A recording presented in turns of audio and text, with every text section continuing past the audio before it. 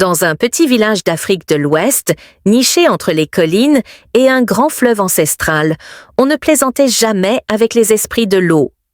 Les anciens disaient que les sirènes n'étaient pas des créatures de conte, mais des gardiennes du fleuve, belles et dangereuses, capables d'envoûter quiconque osait troubler leur paix.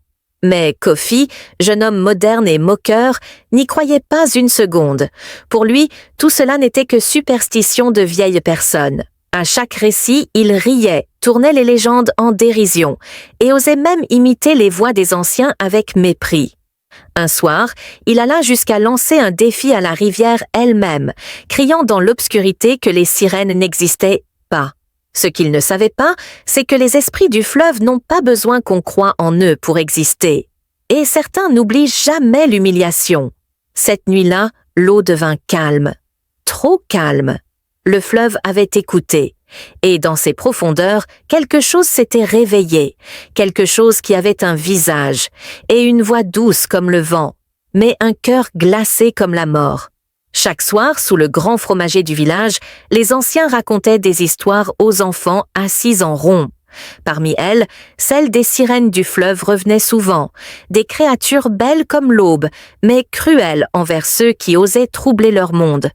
Les anciens disaient que certaines nuits on pouvait entendre leurs chants entre les roseaux et qu'il fallait détourner le regard, ne jamais leur répondre.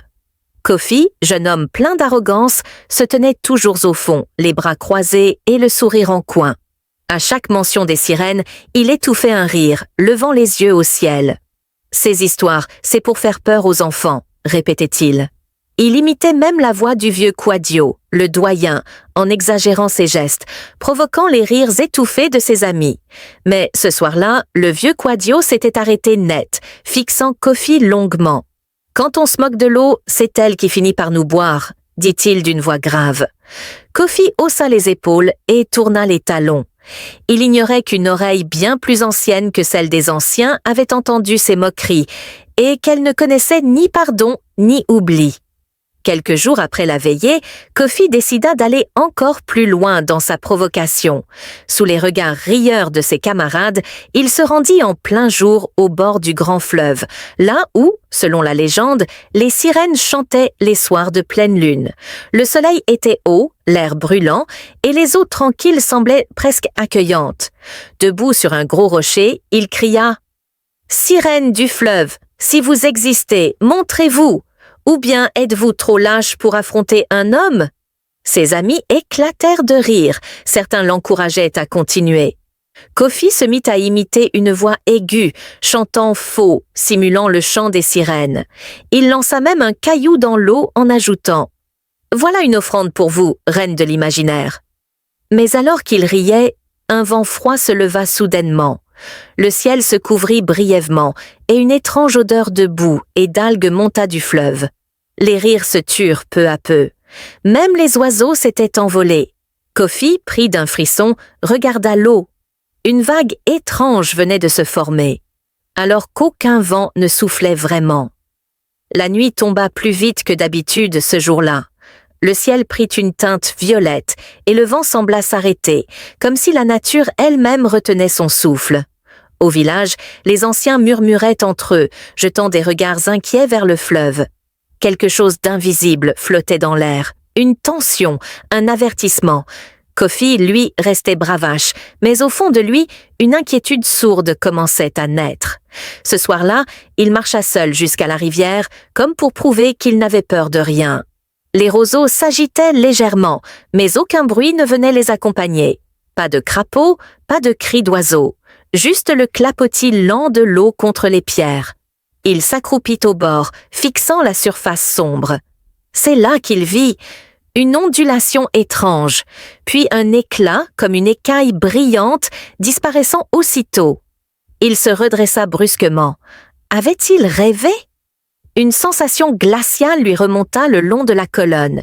Il rentra chez lui, plus silencieux que d'habitude. Mais cette nuit-là, alors que tout le village dormait, une voix douce, presque un murmure, résonna tout près de sa fenêtre. « Tu m'as appelé, Kofi, me voilà !»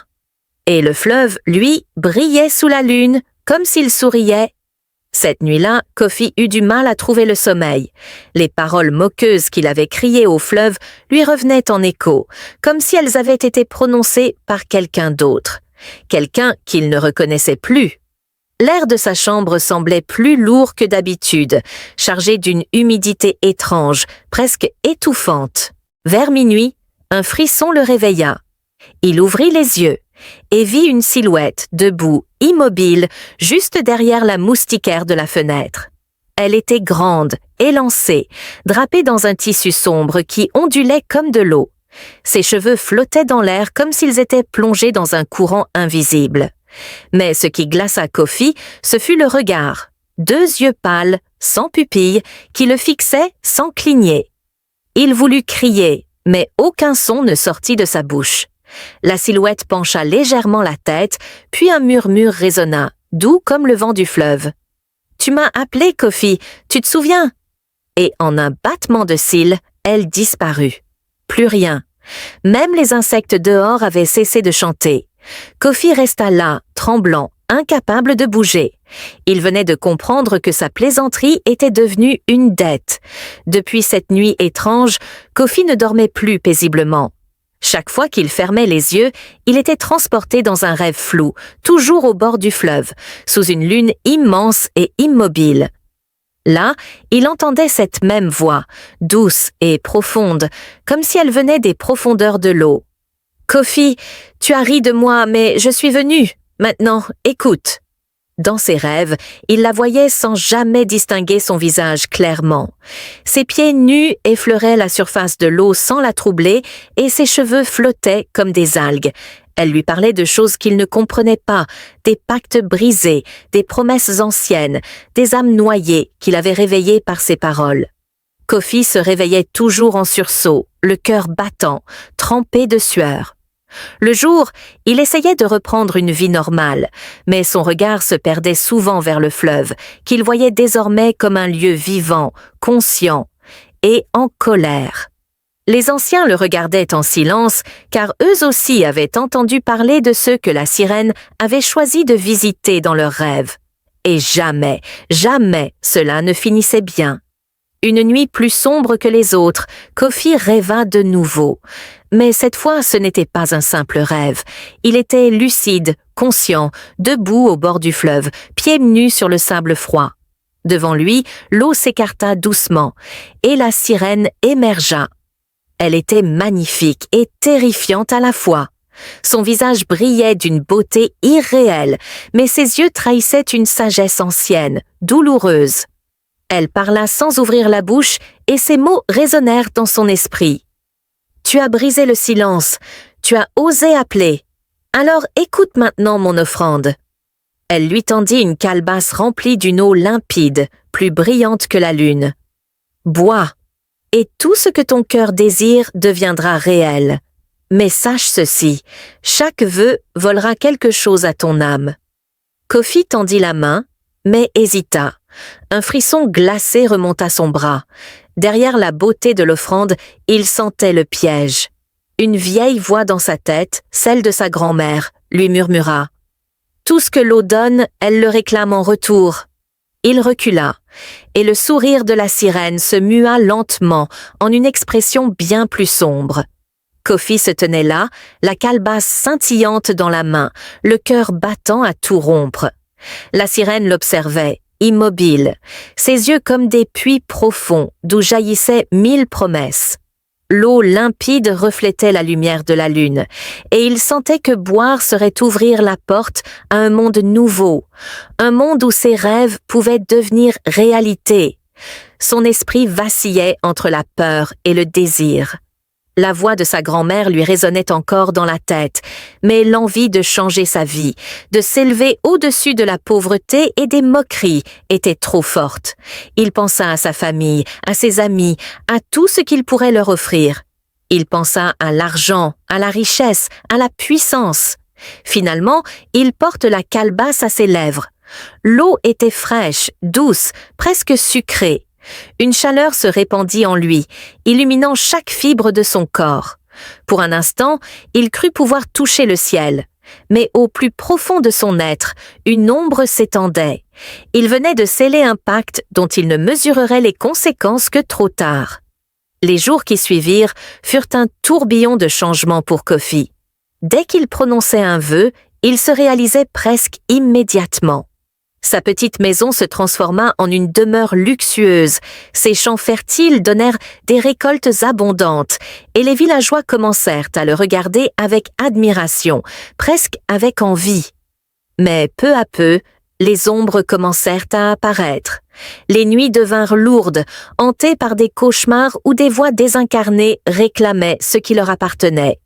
Sa famille, pourtant proche, ressentait une froideur nouvelle venant de Kofi, comme s'il s'éloignait d'eux. Un soir, il découvrit avec horreur que chaque pièce d'or qu'il touchait semblait brûler sa peau, laissant des marques invisibles, mais douloureuses. Il comprit alors que le pacte avec la sirène ne venait pas sans prix. Chaque désir exaucé volait un morceau de son âme, un petit éclat qu'il ne pourrait jamais récupérer.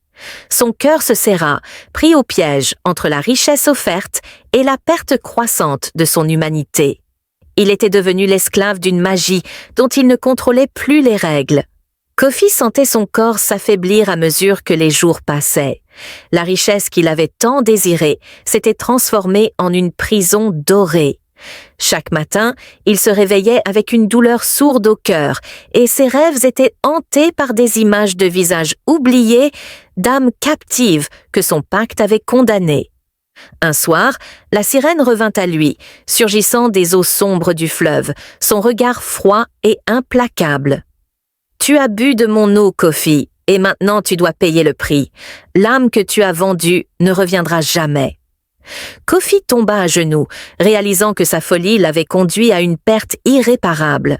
La richesse matérielle ne pouvait remplacer ce qu'il avait sacrifié. Il comprit enfin que certains mystères ne doivent jamais être défiés, que certaines légendes sont des avertissements.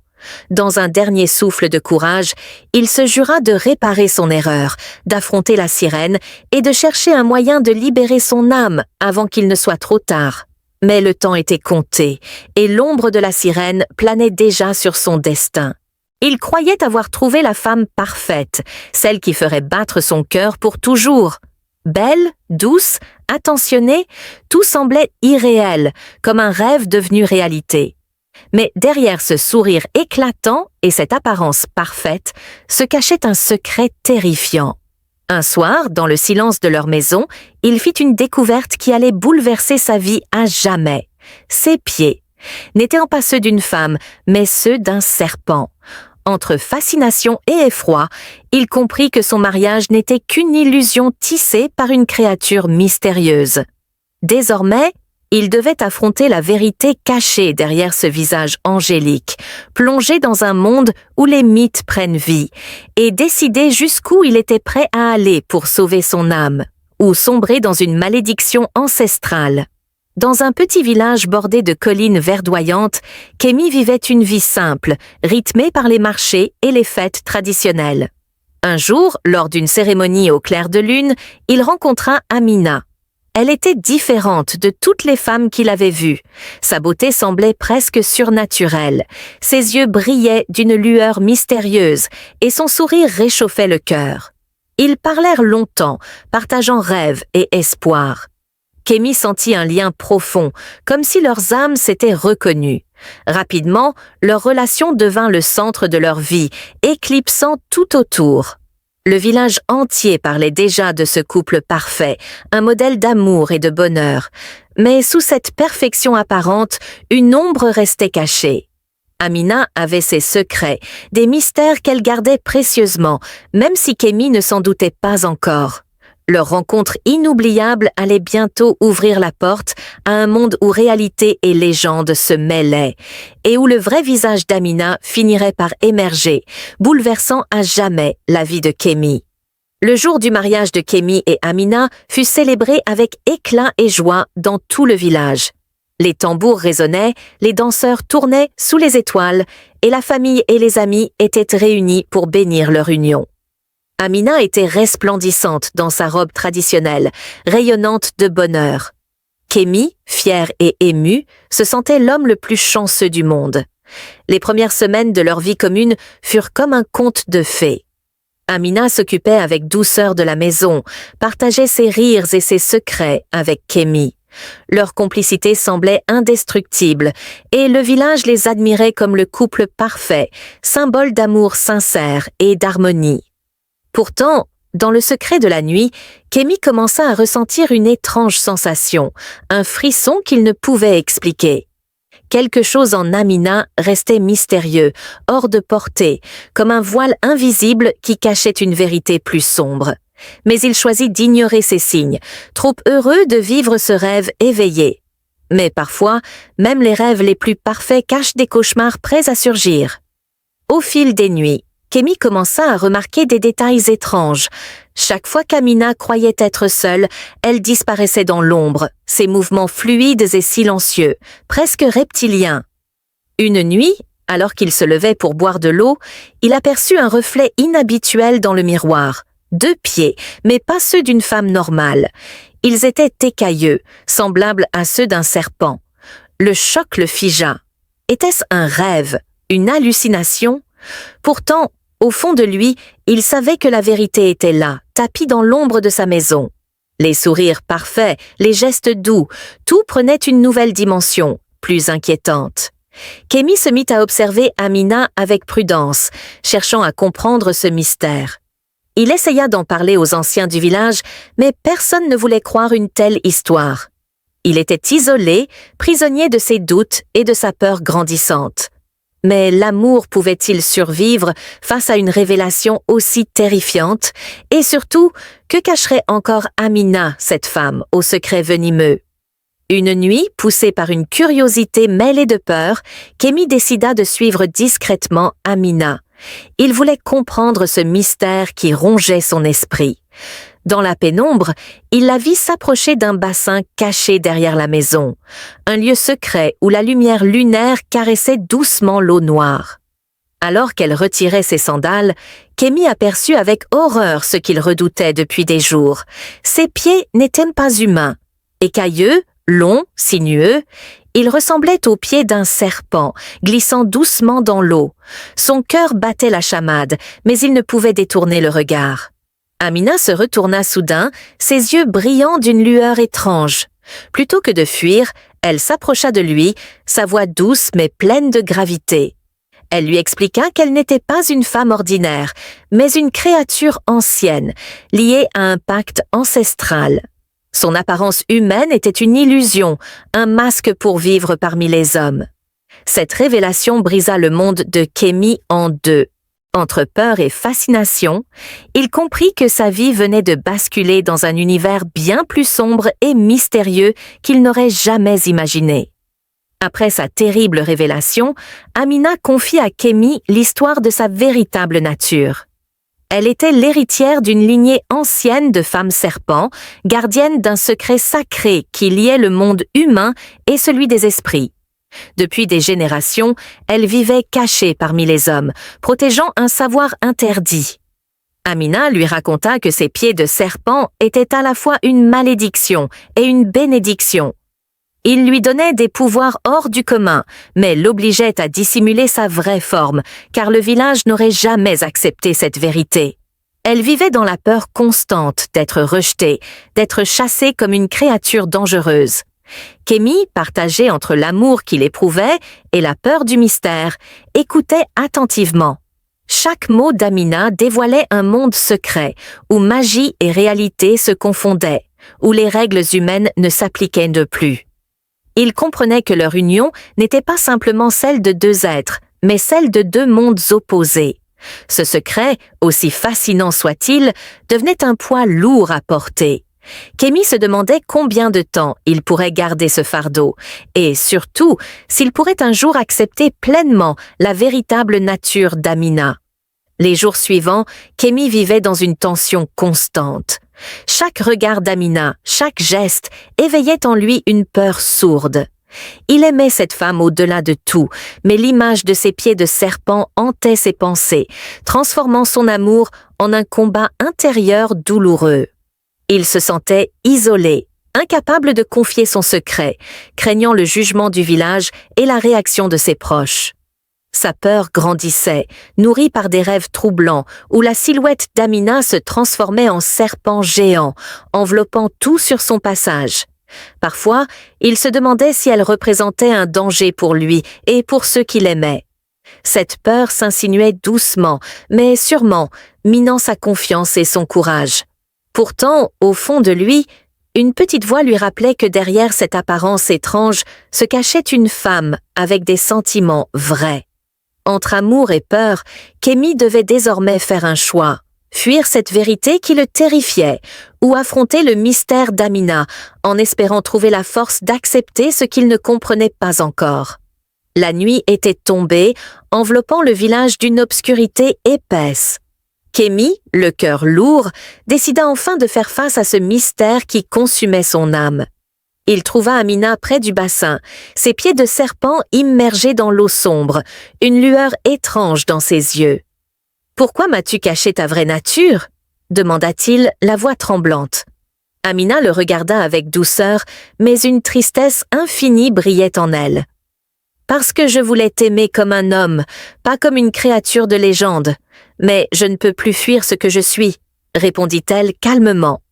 La confrontation fut intense. Kémy ressentit à la fois la peur et la compassion. Il comprit que derrière cette apparence surnaturelle se cachait une femme qui souffrait, piégée entre deux mondes. Leur dialogue révéla les sacrifices et les dilemmes d'Amina, tiraillée entre son devoir ancestral et son désir d'une vie normale. Cette nuit-là, ils scellèrent une alliance fragile, consciente que leur avenir serait une bataille entre l'amour et les forces mystérieuses qui les entouraient. Après cette confrontation bouleversante, Kémy se retrouva face à un dilemme insupportable. Son amour pour Amina se mêlait désormais à une peur viscérale, et il devait choisir entre accepter sa véritable nature ou rompre définitivement. D'un côté, il y avait la femme qu'il aimait, avec ses qualités humaines, ses rires et ses rêves partagés. De l'autre, la créature mystérieuse aux pieds de serpent, porteuse d'un héritage ancien et dangereux. Chaque instant passé avec elle renforçait ses sentiments, mais les ombres de ce secret grandissaient, menaçant de tout détruire. Kémy se tourna vers les anciens du village, cherchant un conseil, une solution pour concilier ces deux mondes. Certains murmuraient que la magie pouvait être brisée, d'autres parlaient de sacrifices à faire. Il comprit que ce choix ne concernait pas seulement son bonheur, mais aussi la survie d'Amina et l'équilibre fragile entre humain et esprit.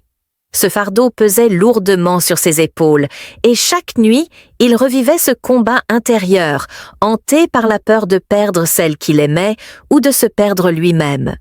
Le temps avait filé, et Kémy sentait le poids de sa décision peser de plus en plus lourd. Une nuit, il décida de confronter une dernière fois le mystère d'Amina. Ensemble, ils allèrent au bord de la rivière sacrée, là où les frontières entre le monde des humains et celui des esprits étaient les plus fines.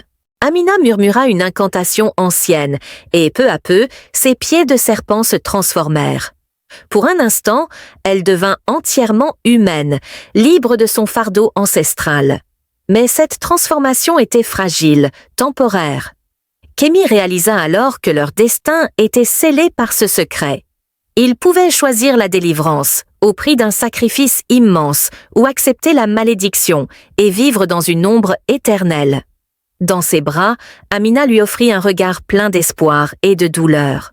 Leur amour, unique et vrai, devait désormais franchir l'épreuve ultime. Leur histoire, faite de mystère et de magie, était loin d'être terminée. Mais Kémy comprit qu'à chaque choix, le risque de perdre tout ce qu'il chérissait grandissait. L'avenir restait incertain, entre lumière et ténèbres. Dans un village où chaque maison renferme ses secrets, une vieille porte en bois, usée par le temps, se dresse au cœur d'une humble demeure. On raconte que derrière cette porte repose un esprit ancien, enfermé depuis des siècles, dangereux au-delà de toute imagination. Sa mère l'a toujours prévenu, le regard sérieux. « Ne touche jamais à cette porte, fils, car si tu l'ouvres, tu libéreras un mal qu'on ne pourra plus maîtriser. » Mais la curiosité, ce feu qui brûle au fond de son âme, grandit chaque jour un peu plus, jusqu'au jour où la tentation est devenue trop forte. Quand il a tourné la clé, une chaîne invisible s'est brisée. Et l'ombre s'est échappée, prête à tout dévaster sur son passage. Dans la vieille maison de leur village, il y avait une porte que personne n'osait franchir. Elle était différente des autres, faite d'un bois sombre et ancien, couvert de symboles étranges et presque effacé par le temps. On disait que cette porte menait vers un secret qu'il valait mieux ne jamais découvrir. Chaque fois que le jeune homme passait devant, un frisson glacé lui parcourait le dos, mais aussi une fascination irrésistible. Les habitants du village évitaient soigneusement cette partie de la maison, murmurant des histoires sur des esprits enfermés, des malédictions ancestrales et des cris que certains prétendaient entendre la nuit. Malgré cela, la porte restait toujours fermée, et c'était comme si elle gardait jalousement son mystère. Le jeune homme ne comprenait pas pourquoi sa mère lui interdisait si strictement d'y toucher. La peur se mêlait à la curiosité, et il se surprenait à rêver du jour où il pourrait enfin savoir ce qui se cachait derrière. Mais la maison semblait respirer ce secret, et la vieille porte attendait patiemment que quelqu'un ose briser son silence. La mère du jeune homme était une femme sage, respectée dans le village pour ses connaissances des anciennes traditions et des mystères du monde invisible. Un soir, alors que le soleil se couchait derrière les collines, elle appela son fils près d'elle. Son regard était sérieux, presque grave. « Mon enfant, » commença-t-elle doucement, « il y a une porte dans cette maison que tu ne dois jamais ouvrir. Ce n'est pas une simple porte, mais une barrière entre notre monde et celui des esprits. Derrière repose un être ancien, un esprit que même les plus puissants ne peuvent contrôler. » Elle lui expliqua que des générations avant lui, un ancêtre avait tenté d'ouvrir cette porte et que cela avait causé des malheurs terribles. « Si tu ouvres cette porte, tu risques de libérer un mal que nous ne pourrons plus enfermer. » Elle posa sa main sur son épaule, ajoutant avec une voix douce mais ferme. « Promets-moi que tu n'y toucheras jamais, quoi qu'il arrive. » Le jeune homme, bien qu'effrayé, hocha la tête. Mais au fond de lui, la tentation grandissait. Il se demandait ce qui pouvait bien être caché derrière cette porte interdite, et si son destin n'était pas déjà lié à ce mystère.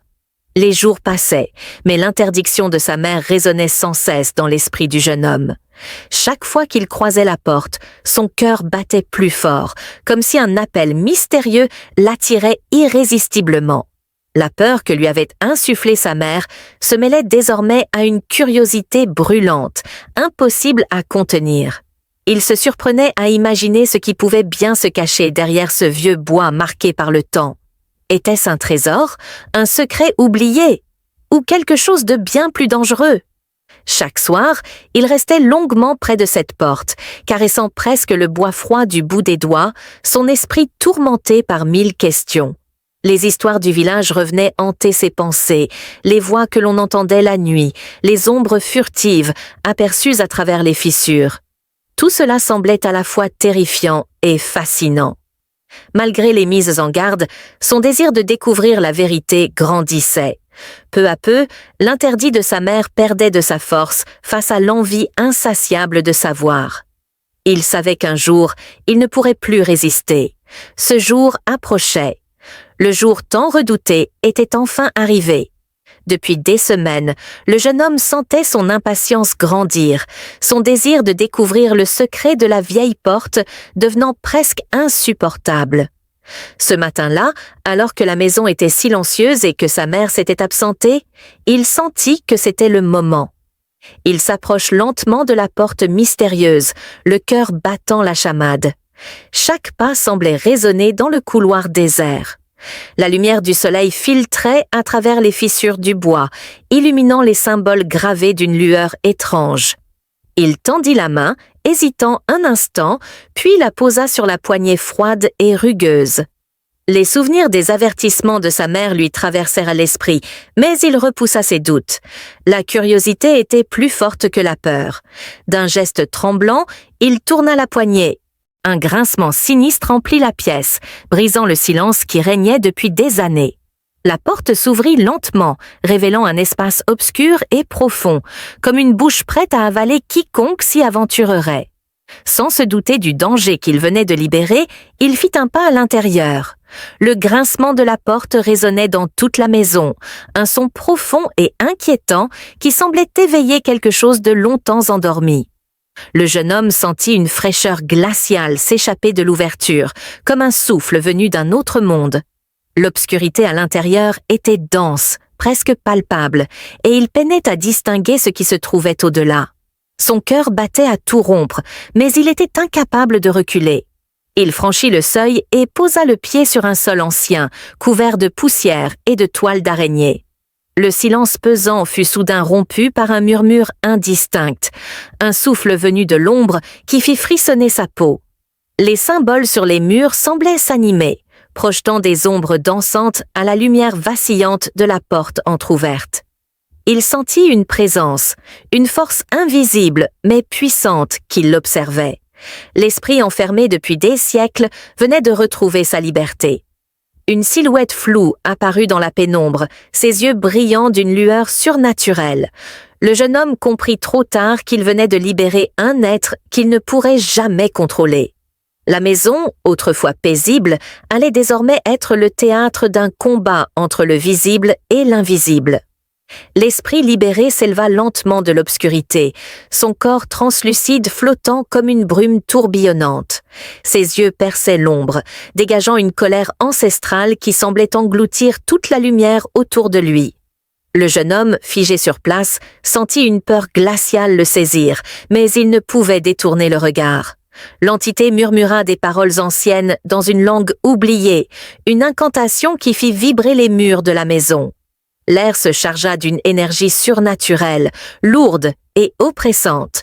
Le vent se leva soudainement, faisant claquer les volets et soulevant les feuilles mortes à l'extérieur. Le jeune homme comprit que l'esprit n'était pas seulement libre, mais aussi en quête de vengeance. Chaque pièce d'or enfermée dans la jarre autrefois détenait une âme tourmentée, et maintenant ces âmes réclamaient justice. L'esprit était le gardien de ces âmes, leur voix et leur force. Pris au piège dans cette maison devenue un théâtre d'ombre, le jeune homme savait que sa vie venait de basculer. Il allait devoir affronter un combat bien plus grand que ce qu'il avait imaginé, entre le monde des vivants et celui des esprits libérés. Peu après la libération de l'esprit, la maison se transforma en un lieu où le temps semblait s'effacer. Des ombres mouvantes commencèrent à apparaître, des silhouettes floues et tourmentées qui errent sans repos. Ces âmes, jadis enfermées dans chaque pièce d'or de la jarre maudite, prirent forme devant les yeux terrifiés du jeune homme. Leurs visages reflétaient la douleur, la colère et la tristesse des destins brisés. Elles murmuraient des prières oubliées, des supplications pour être délivrées de leur éternelle captivité. L'air devint lourd, chargé d'émotions intenses, et une mélodie funèbre semblait résonner dans chaque recoin de la maison. Le jeune homme comprit que ces âmes n'étaient pas là pour le haïr, mais pour réclamer justice et paix. Pourtant, leur présence était une menace, un rappel constant du prix terrible payé pour l'or qu'il avait trouvé. Il se sentit submergé par la culpabilité et la peur, conscient qu'il était désormais lié à ces esprits. Pour sauver sa propre vie, il devait trouver un moyen de calmer ces âmes tourmentées avant qu'elles ne consument tout sur leur passage. Le jeune homme sentit rapidement que la présence des âmes tourmentées n'était pas simplement un fardeau, mais une menace directe pour sa propre vie. Chaque nuit, leurs murmures se transformaient en cris lancinants, et leur énergie sombre semblait s'infiltrer dans ses rêves, cherchant à l'enchaîner à leur douleur éternelle. Déterminé à se libérer de ce cauchemar, il chercha l'aide des anciens du village, des sages qui connaissaient les rituels et les secrets pour apaiser les esprits. Armé de leur savoir, il commença à préparer des offrandes, des prières et des incantations, destinées à calmer les âmes vengeresses. Mais l'esprit gardien, furieux d'avoir été enfermé si longtemps, s'opposait à chaque tentative de paix. Des phénomènes étranges se produisaient, les objets bougeaient seuls, des ombres menaçantes dansaient aux murs et une force invisible semblait vouloir briser sa volonté. Le combat pour sauver son âme ne faisait que commencer. Entre le monde des vivants et celui des esprits, il devait tenir bon, sachant que la moindre faiblesse pourrait sceller son destin pour toujours. Alors que la nuit tombait, le jeune homme se tenait au centre de la maison, entouré par les âmes tourmentées qui flottaient comme des ombres menaçantes. Il savait que le seul moyen de sauver sa vie et d'apaiser ses esprits était un sacrifice, un acte de courage et d'amour. Avec une voix tremblante mais déterminée, il entama une dernière incantation, appelant les anciens dieux et les esprits bienveillants à venir à son aide. Les flammes des bougies dansaient sauvagement, projetant des éclats de lumière dans la pénombre, tandis que l'air vibrait d'une énergie puissante. Le jeune homme offrit tout ce qu'il avait, son or, sa peur, son espoir, pour calmer les âmes en colère. Lentement, leurs visages se détendirent, leurs murmures se firent plus doux, jusqu'à ce qu'une paix étrange enveloppe la maison. Mais ce sacrifice avait un prix. Tandis que la dernière âme trouvait le repos, le jeune homme sentit sa propre force l'abandonner.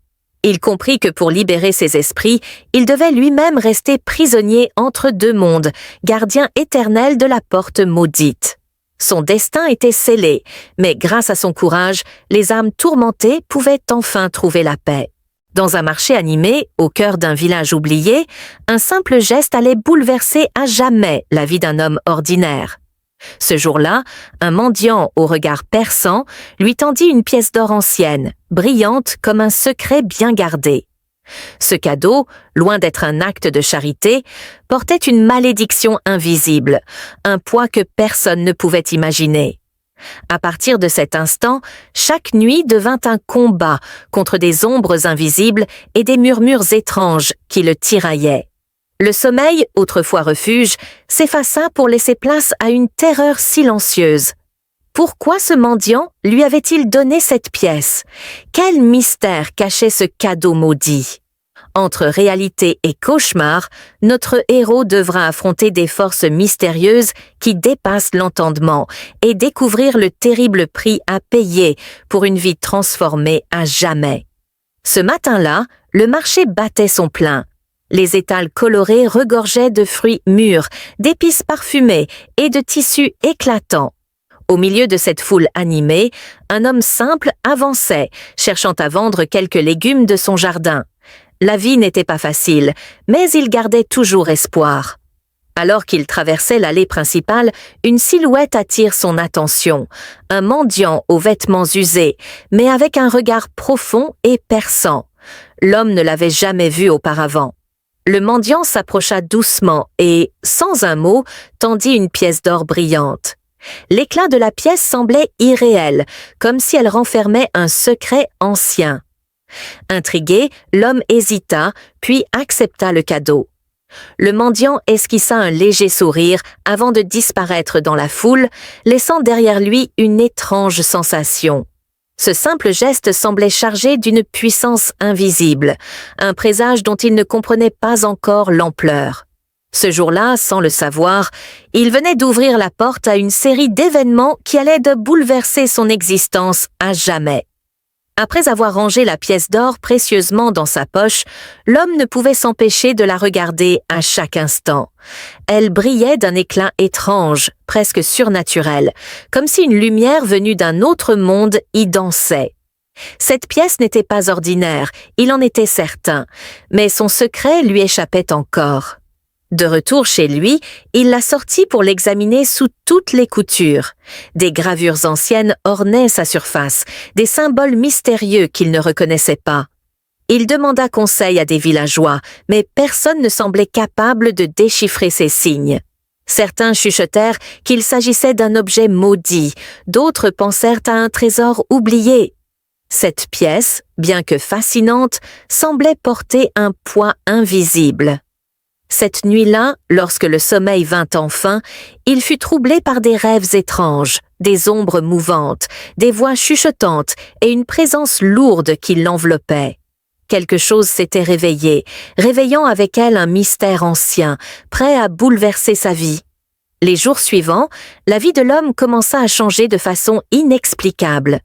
La pièce d'or semblait attirer une énergie puissante autour de lui. Il se surprit à voir des signes étranges partout, des ombres furtives dans la maison, des murmures dans le silence de la nuit, comme si quelque chose voulait communiquer. Mais ce n'était pas seulement une présence invisible qui le troublait. Sa chance semblait soudain tourner en sa faveur. Des opportunités inattendues surgirent. Une récolte abondante, une aide providentielle, des rencontres fortuites qui lui ouvraient des portes. Pourtant, malgré cette prospérité, un poids grandissait en lui. Les nuits étaient devenues un enfer. Impossible de trouver le sommeil. Chaque fois qu'il fermait les yeux, des images terrifiantes et des voix murmuraient des avertissements qu'il ne comprenait pas. La pièce d'or, ce cadeau du mendiant, semblait à la fois une bénédiction et une malédiction. Bientôt, il comprit que sa vie venait de basculer dans un monde où les forces invisibles et le mystère guidaient ses pas. Mais à quel prix? Le cadeau qui avait changé sa vie allait lui coûter bien plus qu'il ne l'imaginait. La première nuit après avoir reçu la pièce d'or, l'homme sentit un malaise profond. Dès qu'il posa sa tête sur l'oreiller, une tension étrange s'empara de lui. Son sommeil, habituellement paisible, fut brisé par des cauchemars confus et oppressants. Il se réveillait en sursaut, le cœur battant, sous un voile de peur qu'il ne comprenait pas. Les nuits suivantes ne furent guère meilleures. Chaque fois qu'il fermait les yeux, des images fugaces apparaissaient, des silhouettes floues, des visages déformés par la souffrance, des murmures indistincts qui semblaient l'appeler. Il tenta d'ignorer ces phénomènes, pensant que son esprit jouait des tours. Mais la peur s'enracina rapidement. Il se mit à craindre l'obscurité, à redouter le silence. Le sommeil devenait un ennemi qui l'évitait, préférant rester éveillé, seul face à ses pensées tourmentées. L'homme commença à ressentir un poids sur sa poitrine, comme si une force invisible l'étouffait doucement. Cette pièce, cadeau inattendu, révélait peu à peu son véritable visage, un lien dangereux avec un monde qu'il n'aurait jamais dû toucher. Les nuits blanches se succédaient et avec elles, les visions devenaient de plus en plus nettes et terrifiantes. L'homme ne dormait plus, prisonnier d'un cauchemar éveillé. Dans l'obscurité, il voyait apparaître des silhouettes translucides, des âmes errantes au regard vide, chargées de souffrance et de colère.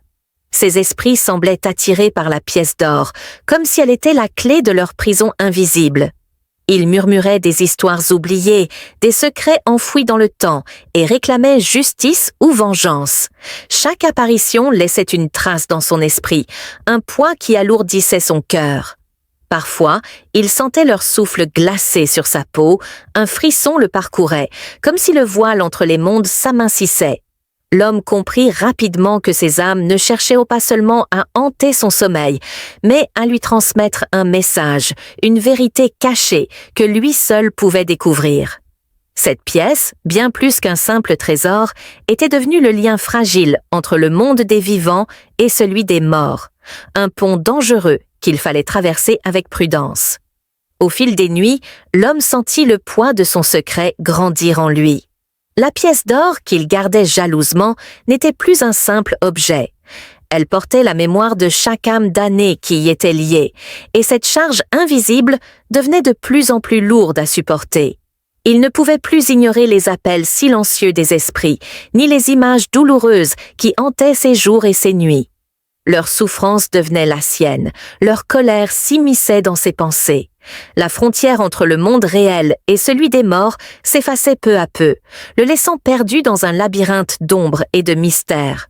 Chaque rencontre nocturne lui révélait un pan de vérité sur la pièce d'or et sur le destin tragique de ceux à qui elle appartenait. Mais plus il en apprenait, plus le poids du secret lui semblait insupportable. Il comprit qu'il ne pourrait jamais revenir à sa vie d'avant, et que ce trésor maudit l'avait condamné à porter une mission bien plus lourde qu'il ne l'imaginait. Le choix était désormais entre ses mains, fuir ce destin ou affronter les ténèbres pour libérer ses âmes tourmentées. Chaque jour, le poids de la pièce d'or se faisait sentir davantage. L'homme sentit une force mystérieuse l'appeler, une voix venue des profondeurs de l'invisible, lui demandant de réparer une injustice ancienne. Ce n'était plus seulement un fardeau, mais une mission imposée par ces âmes tourmentées qui cherchaient en la paix. Il se surprit à parler à voix basse, comme pour répondre à cet appel secret. Les esprits semblaient lui tendre la main, lui offrant une chance unique de les libérer de leur malédiction. Mais pour cela, il devait affronter ses peurs les plus profondes et accepter le danger que cela impliquait. Malgré l'angoisse qui le rongeait, une étincelle d'espoir grandissait en lui. Peut-être pourrait-il transformer cette malédiction en une délivrance, pour lui-même et pour ses âmes enchaînées. Cette idée le poussa à chercher des réponses, à explorer les mystères cachés derrière la pièce d'or et les légendes qui l'entouraient. Le chemin serait long et périlleux, mais l'homme savait désormais que la véritable richesse n'était pas dans l'or, mais dans la rédemption des âmes oubliées. La nuit tomba, et l'homme sentit une présence plus forte que jamais. Dans l'obscurité, une silhouette apparut, plus réelle que jamais, l'esprit prisonnier, celui qui détenait la clé de ce mystère. Son visage, à la fois triste et menaçant, fixait l'homme avec intensité. Cet esprit lui révéla les raisons de sa damnation, une trahison ancienne, un pacte brisé, une injustice que personne n'avait voulu réparer. La pièce d'or n'était pas qu'un simple trésor, mais le cadenas invisible qui maintenait cet esprit captif entre deux mondes. L'homme comprit qu'il devait affronter cette vérité, aussi douloureuse soit-elle. Refuser signifierait plonger davantage dans le chaos. Accepter pouvait ouvrir la voie à la paix, mais au prix d'un sacrifice immense. Les mots de l'esprit résonnaient dans son âme. « Libère-moi et tu pourras retrouver la paix, mais à quel prix ?» Le combat intérieur s'engagea entre peur et courage, doute et détermination. L'homme savait que cette nuit serait décisive, que sa vie ne serait plus jamais la même après cette rencontre. Alors que l'aube approchait, l'homme sentit le poids de la décision qu'il devait prendre. Libérer l'esprit prisonnier signifiait accepter un sacrifice personnel, une offrande qui briserait la malédiction, mais pourrait lui coûter sa propre liberté, voire sa vie. L'esprit, conscient de ce choix difficile, lui murmura des mots pleins de gratitude et de tristesse. La pièce d'or scintillait faiblement, symbole d'un lien ancien, prêt à se briser. L'homme, malgré la peur qui le tenaillait, rassembla tout son courage. Il récita une ancienne incantation, transmise par les légendes, pour dénouer les chaînes invisibles qui retenaient l'âme captive. Un souffle chaud traversa la pièce, puis un silence profond envahit la nuit. L'esprit s'éleva lentement, libéré de ses entraves, et dans un dernier geste, offrit à l'homme un regard plein de paix. Mais le prix à payer fut lourd. L'homme sentit son énergie s'évanouir, son corps devenir léger comme une plume. Quand le jour se leva, la jarre d'or était vide, l'esprit enfin délivré. L'homme, transformé par son sacrifice, avait trouvé une nouvelle vie, une vie libre du poids des âmes damnées. Dans un petit village africain, niché au cœur d'une forêt ancienne, la tranquillité fut soudainement brisée. Un enfant, connu pour sa douceur et son innocence, se mit à parler d'une voix qui n'était pas la sienne. Des mots venus d'un autre temps, d'un passé oublié, glissèrent de ses lèvres comme des murmures porteurs d'un lourd secret. Il racontait des histoires d'un roi disparu il y a 300 ans, un souverain puissant et redouté dont le nom avait été effacé des mémoires. Mais aujourd'hui, cet esprit ancien s'était réveillé en lui, cherchant à révéler la vérité sur un règne enfoui sous les poussières du temps. Le village, partagé entre peur et fascination, allait bientôt découvrir que certaines histoires ne meurent jamais et que le passé peut hanter bien plus que les tombeaux. Tout avait commencé un soir, lorsque Kofi, le garçon de 10 ans au sourire innocent, s'est mis à murmurer dans son sommeil. Mais ces murmures n'étaient pas des rêves ordinaires. Sa voix changeait, devenait grave et porteuse d'une sagesse ancienne. Ses parents furent les premiers à s'inquiéter quand, à leur réveil, ils entendirent Kofi raconter des histoires qu'ils ne pouvaient pas connaître, des batailles épiques, des palais d'or et un roi puissant qui régnait il y a des siècles. Rapidement, des mots en langues oubliées s'échappaient de ses lèvres, des phrases qu'aucun villageois ne comprenait, mais qui semblaient empreintes d'une énergie mystérieuse. Le chef du village, un vieil homme respecté, fut appelé. Il observa Kofi avec attention et reconnut dans ses paroles l'écho d'une époque révolue, celle du grand roi Kwame, dont la mémoire avait été perdue dans les brumes du temps. Les villageois, d'abord curieux, commencèrent à ressentir une atmosphère étrange. Quelque chose d'ancien s'éveillait à travers cet enfant, mais ce réveil n'allait pas être sans conséquences. Les jours suivants, Kofi continuait à parler comme s'il vivait une autre vie, une vie d'un roi puissant et oublié. Il décrivait avec précision des paysages que personne n'avait jamais vus, des palais majestueux aux murs ornés d'or et de pierres précieuses. Il racontait aussi des noms oubliés, des alliances entre tribus et des batailles sanglantes qui avaient marqué son règne. Mais ce qui troubla le plus les villageois, ce furent les détails précis sur une trahison au sein de la cour royale, un secret si profond que personne n'osait en parler. Kofi semblait revivre ses souvenirs avec une intensité qui dépassait l'entendement. Sa voix devenait parfois si différente qu'elle glaçait le sang de ceux qui l'écoutaient. Les anciens commencèrent à murmurer que l'esprit du roi Kwame avait trouvé refuge en Kofi, cherchant à communiquer pour réparer une injustice vieille de 300 ans. La peur et la fascination se mêlaient dans le cœur des villageois. Comment aider cet enfant possédé? Et surtout, quel était le prix à payer pour réveiller ses souvenirs du passé?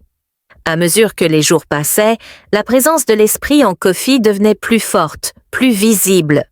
Le garçon ne dormait presque plus, ses yeux brillaient d'une lumière étrange, et parfois il parlait seul, racontant des événements qui semblaient se dérouler dans un autre monde. Les villageois commencèrent à craindre que cette possession ne soit une malédiction, une force dangereuse qui risquait de s'abattre sur eux. Les anciens se réunirent en secret, discutant des anciennes croyances et rituels oubliés, cherchant un moyen de libérer Kofi sans briser le fragile équilibre entre le monde des vivants et celui des esprits.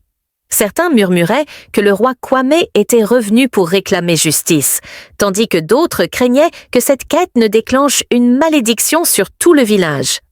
La peur grandissait, les habitants évitaient la maison de Kofi et même ses parents commençaient à douter. Pourtant, malgré tout, une petite lumière d'espoir subsistait.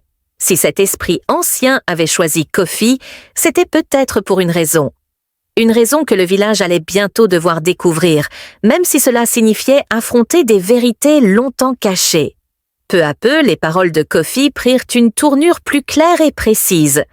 Il raconta des détails que personne ne pouvait imaginer, des complots dans la cour royale, des alliances brisées et surtout la disparition mystérieuse d'un trésor sacré appartenant au roi Kwame. Ce trésor, disait-il, était la clé du pouvoir et de la paix dans le royaume. Les villageois écoutaient, fascinés et terrifiés. Comment un enfant pouvait-il connaître ces secrets vieux de plusieurs siècles? Les anciens commencèrent à comprendre que Kofi ne se contentait pas de répéter des histoires, mais qu'il transmettait un message urgent. L'esprit du roi cherchait à corriger une injustice qui avait plongé le royaume dans le chaos. Kofi décrivit aussi la douleur d'un roi trahi, laissé pour mort par ceux en qui il avait fait confiance. Ces paroles éveillèrent un profond respect et une inquiétude mêlée d'espoir. Le mystère s'épaississait et le village allait bientôt se retrouver au cœur d'une quête qui dépasserait tout ce qu'ils avaient connu jusque-là. Kofi, possédé par l'esprit du roi Kwame, révéla bientôt les détails sombres de la trahison qui avait changé le destin du royaume.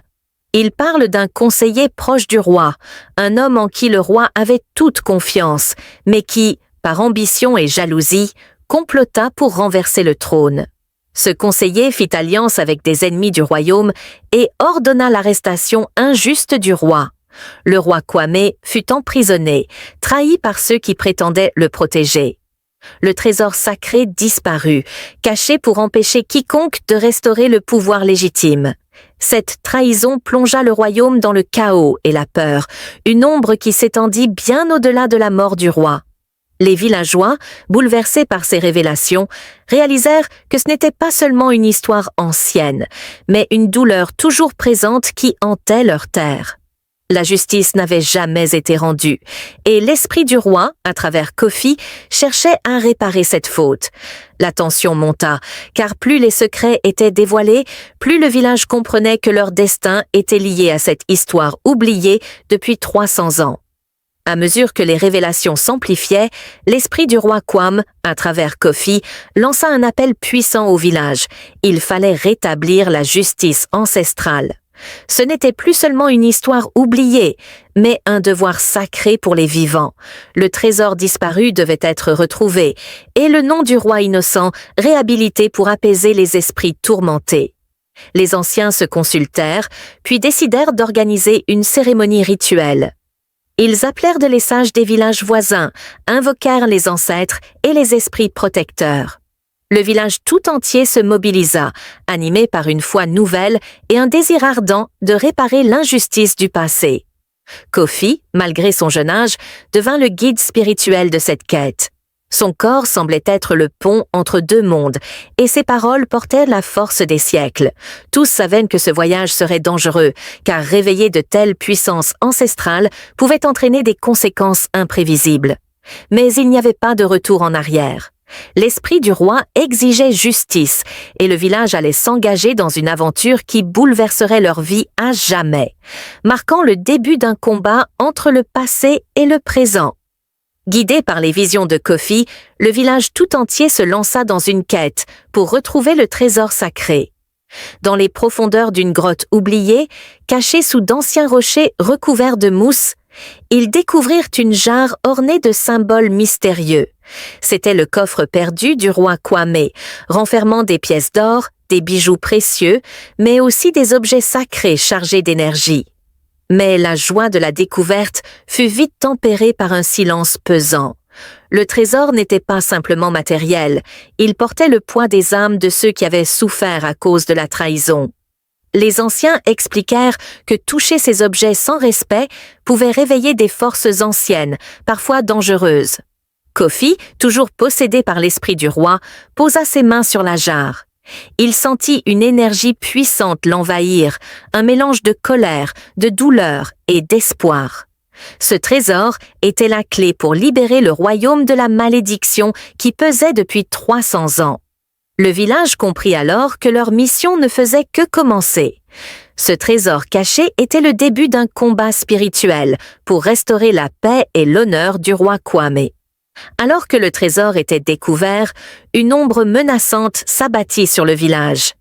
Les forces obscures liées à la trahison du passé ne pouvaient tolérer que la vérité soit révélée. Des bruits sinistres résonnaient dans la nuit, des cris étranges s'échappaient de la forêt environnante. Une présence maléfique, réveillée par la jarre, cherchait à récupérer ce qui lui avait été volé. Kofi, toujours guidé par l'esprit du roi, rassembla les villageois. Ensemble, ils préparèrent des talismans, des prières et des rituels ancestraux pour repousser ces esprits vengeurs. Chaque nuit, la bataille spirituelle faisait rage, des vents violents, des éclairs mystérieux et des visions terrifiantes envahissaient leurs rêves. Mais la détermination du village était plus forte que jamais. Ils savaient que céder à la peur serait la fin de leur histoire et la perpétuation de la malédiction. Kofi, un véritable médiateur entre les mondes, usa de toute son énergie pour canaliser la colère de l'esprit du roi vers une justice juste et non une vengeance destructrice. Ce combat fut la dernière épreuve avant la réconciliation. Le village devait tenir bon pour enfin offrir la paix à leurs ancêtres et se libérer du passé obscur qui les hantait. Après des nuits d'affrontements et de tourments, le village se prépara au rituel final, celui qui pourrait enfin apaiser les esprits tourmentés. Sous la lumière tamisée de la pleine lune, autour d'un grand feu sacré, Kofi et les anciens commencèrent les prières anciennes, chantant des mélodies qui résonnaient comme un appel à la paix. Le trésor fut placé au centre du cercle, symbole de l'héritage du roi Kwame et de la douleur qu'il portait. Kofi, toujours en connexion avec l'esprit du roi, prononça des paroles de pardon, non seulement pour la trahison passée, mais aussi pour la souffrance infligée à ceux qui avaient souffert. Les villageois, un à un, déposèrent des offrandes, des fleurs, des herbes et des objets symboliques, signe de leur volonté de tourner la page et de vivre en harmonie. L'atmosphère se fit plus légère, comme si une lourde chape se levait enfin. Le vent chuchotait doucement, les flammes dansaient en paix, et une présence bienveillante semblait envelopper le village. L'esprit du roi, apaisé, fit un dernier signe à Kofi avant de disparaître, emportant avec lui la malédiction. Le village, libéré, pouvait enfin rêver à un avenir lumineux, forgé par le courage et l'unité. Il la trouvait seule sur la plage, couverte de sel, les yeux pleins de lumière. Il pensait avoir découvert un trésor, mais il ne savait pas que ce n'était pas une femme. C'était une sirène de sel, maudite par les anciens, et chaque homme qui l'aimait finissait vidé, brisé, éteint. Ce qu'il a vécu après va vous choquer. Il a tout perdu, jusqu'à son reflet dans l'eau, et ce n'est qu'à la fin qu'il a compris. Dans un petit village côtier, un jeune pêcheur nommé Kani vivait seul depuis la mort de ses parents. Solitaire mais doux, il passait ses journées à jeter ses filets, à parler au vent et à regarder les étoiles. Un matin, après une violente tempête, il découvrit une femme échouée sur la plage. Sa peau scintillait comme du sel, ses cheveux longs semblaient non faits d'algues blanches et ses yeux d'un bleu trop parfait pour être humain. Elle ne disait rien, mais elle pleurait doucement. Kani, touché, la ramena chez lui. Elle se prénommait Célina. Depuis ce jour, sa vie changea. Les poissons venaient d'eux-mêmes dans ses filets, les vents le guidaient. Et dans la nuit, Célina chantait des notes si belles que les vagues s'arrêtaient. Mais Mba, une vieille femme du village, l'avertit « Ce n'est pas une femme, c'est une sirène de sel, elle maudisse tout ce qu'elle touche. » Kani rit. Il était amoureux. Les jours passaient, Kani maigrissait, sa peau devenait sèche, et parfois il se réveillait avec du sel dans sa bouche. Une nuit, il voulut la toucher, mais ses bras passèrent à travers elle comme dans un nuage de poussière blanche. Célina le regarda, triste, et dit « Je t'avais prévenu, l'amour des miens est une malédiction. » Il courut chez Mba, désespéré. Elle lui donna un petit flacon de sable noir et dit « Jette ça sur elle au lever du jour, là où elle est apparue, et fuis. » Le lendemain, sur la plage, il la vit redevenir ce qu'elle était vraiment, une créature faite de cristaux, de larmes anciennes et de voix brisées. Il lança le sable, elle hurla sans son, se fragmenta comme du verre et disparut dans le vent marin. Il tomba à genoux, il retourna à sa cabane. Les filets étaient vides, l'eau ne voulait plus de lui. Et lorsqu'il se pencha sur la mer, il ne vit plus son reflet. Il avait aimé une illusion, et l'illusion l'avait vidé. Tout ce qui brille ne mérite pas d'être touché. Certaines beautés attirent pour mieux détruire. Et l'amour, sans vérité, n'est qu'un mirage salé.